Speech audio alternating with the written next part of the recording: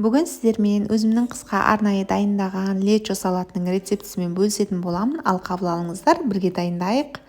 Терең ыдысқа ет машинадан тартылған қызанақты құйып қайнатамыз. Қайнап бастағаннан кейін теркадан өткізілген сәбізді саламыз.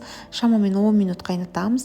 Кейіннен пиязды саламыз. Тағы да 10 минут қайнатамыз. Дәміне қарай тұз, бұрыш, қант, уксус, сұйық май, лавр жапырағын салып араластырамыз. 10-15 минут қайнатамыз.